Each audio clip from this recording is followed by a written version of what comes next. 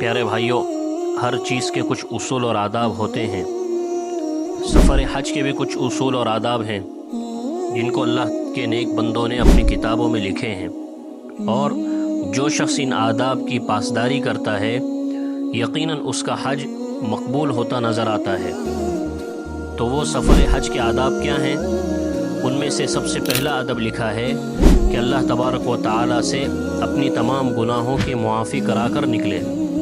Number 2، جس کے حقوق اپنے ذمے ہوں اس کے حقوق ادا کر کے نکلے، اگر ادا نہیں کر سکتے تو معاف کرا کر نکلے، اور اگر ایسا شخص وفات پا گیا ہو جس کے حقوق ہمارے ذمے ہیں تو کم از کم ان کے وارثین تک، یعنی ان کے بعد ان کی اولاد تک ان کے حقوق کو پہنچانے کی فکر کریں، اور اگر جس کا حق ہمارے اوپر تھا اس کا کوئی اتا پتہ نہیں تو کم از کم اس کے لیے توبہ اور استغفار کرتا رہے۔ نمبر 3، والدین، بیوی اور بال بچوں کی رضامندی کے ساتھ سفر حج پر نکلے، ایسا نہ ہو کہ وہ ہمارے سفر حج پر نکلنے سے ناراض ہوں۔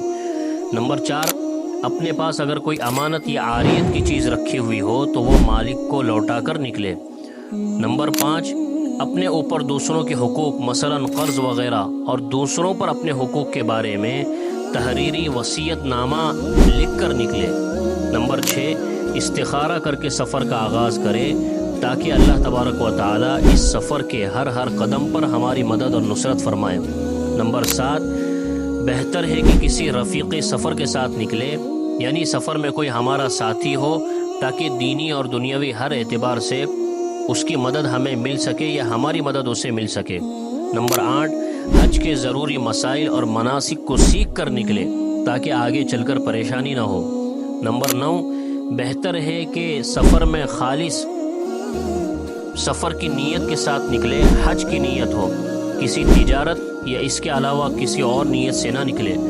نمبر 10، دوران سفر اشیاء کی خریداری، بہت ساری چیزیں لینی دینی پڑتی ہیں تو ان میں مول بھاؤ سے زیادہ کام نہ لے، اس لیے کہ اللہ کے نبی علیہ السلام کی حدیث میں فرمایا کہ اس سفر میں ایک کام کے بدلے 7 لاکھ نیکیاں تک ملتی ہیں۔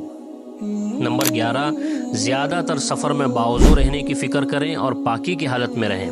نمبر 12، زبان کو غیر ضروری باتوں سے حتی الامکان بچائے رکھیں۔ نمبر 13، جمعرات کے دن سفر کا آغاز ہو سکتا ہو تو اس کی ضرور کوشش کریں، اس لیے کہ سنت ہے۔